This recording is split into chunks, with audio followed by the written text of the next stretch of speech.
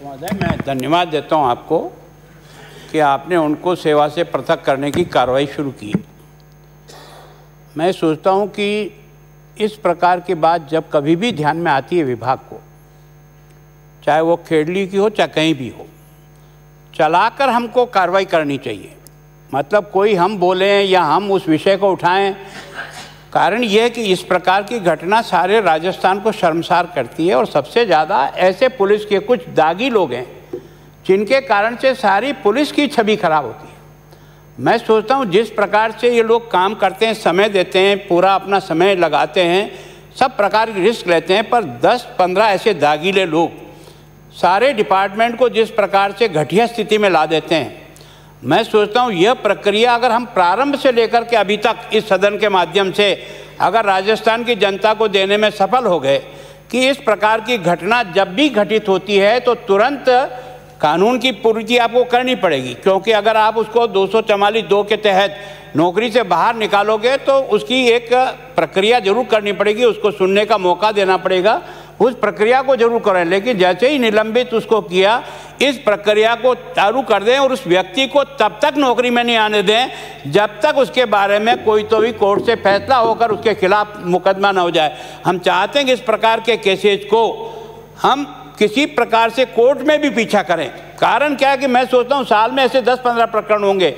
लेकिन अगर 10-15 प्रकरण को हमने बहुत मजबूती के साथ दबाया, मैं सोचता हूँ बाकी जगह घटना घटेगी, ठीक है, रक्षक भक्षक हो जाता है। और जिस प्रकार की चीज़ को पढ़ने के बाद सारे राजस्थान की जो एक तरह से तौहीन हुई है उसमें आप और हम सब लोग शरीक हैं। मैं सोचता हूँ कि आपने जो प्रक्रिया प्रारंभ की ना, ये खेड़ली में भी करिए। बाकी जहाँ पुलिस का व्यक्ति इस प्रकार के कामों में जुट जाता है, जिस प्रकार से पैसे खाने में जुटता है, जिस प्रकार से वो रेत माफिया में जुटता है, ऐसे कुछ 5-50 लोगों को मेरी आपसे विनम्र प्रार्थना है, इस डिपार्टमेंट की छवि बनाने के लिए ऐसे 5-50 को साल में तुरंत नौकरी से बर्खास्त करो। जीत के आ जाएगा, पूरी तनख्वाह दे देंगे, कोई चिंता की बात नहीं, पर एक बार उसको सड़क पे ला दो जिसके कारण से उसको देखकर बाकी लोग सीख सके कि वास्तव में इस प्रकार का अपराध ही होगा, चाहे वो कोई भी करे। इतना मैंने आज आपने जो जवाब दिया, मैं आपको इस बात के लिए कि जिस मंशा से दिया है, ये मंशा बाकी सब केसेस जो इसी प्रकार के हुए हैं, केवल एक के कारण से नहीं,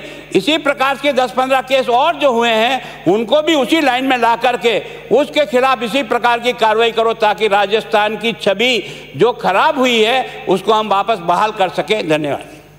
सभापति महोदय, एक मिनट धन्यवाद दूंगा मंत्री जी। आपने एक मेरा भी एक साथ ही जवाब दे देना।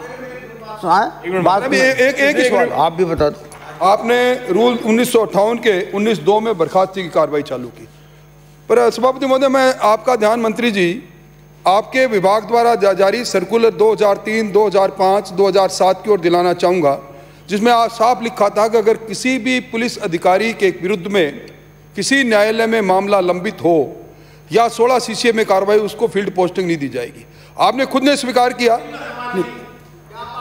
मत इस बात को, ये पोस्टिंग का सवाल नहीं है। मेरी बात सुनिए, आप मेरी बात सुन लीजिएगा, मेरी बात सुन लीजिएगा। इधर उधर ले जा रहे हो आप, पोस्टिंगों पे जा रहे हो। नहीं तो इसको पोस्टिंग नहीं गलत। इसको पोस्टिंग किसने दी? आपने खुद ने माना सीबीआई, आपने खुद ने माना सीबीआई के अंदर इसके मामला था। आपने पोस्टिंग तो दी किसने इसको? अब आप इसी तरह के लोगों को ले रखे हैं। चर्चा समाप्त। श्री अमीन खां, चर्चा समाप्त। श्री अमीन खां,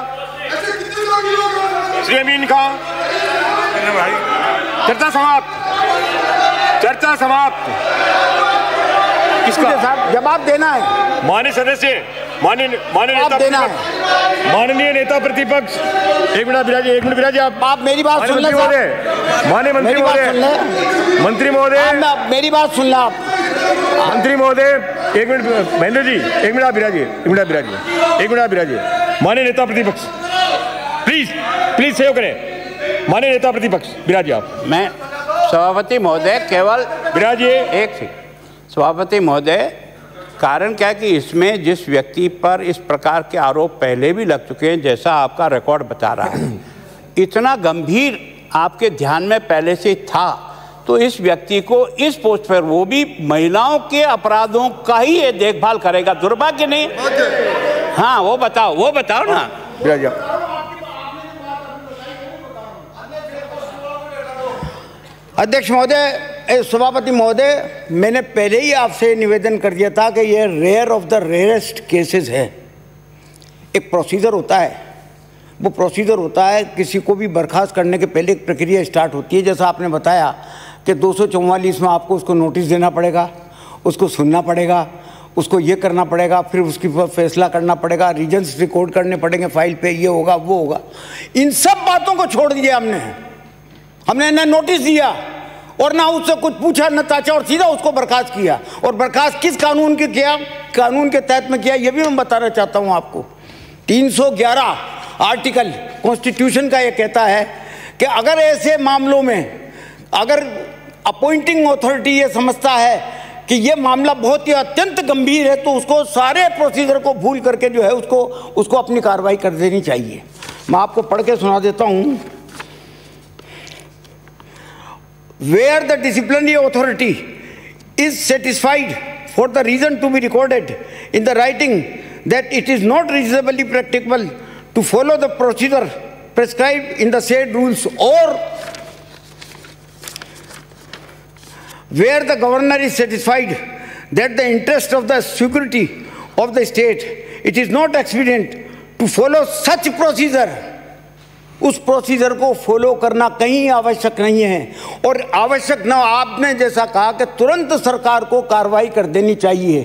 आज सुबह से इसी बात पर मंथन चल रहा था कि कुछ अधिकारी हमारे ये कह रहे थे कि प्रोसीजर ये है, प्रोसीजर को फॉलो भी न करना कोई आवश्यक नहीं है, इसलिए ज़रूर थोड़ा सा डिले हुआ है। लेकिन कल की घटना में आज अगर कोई आदमी कोई बर्खास्त कर देता है तो ये सरकार की संवेदनशीलता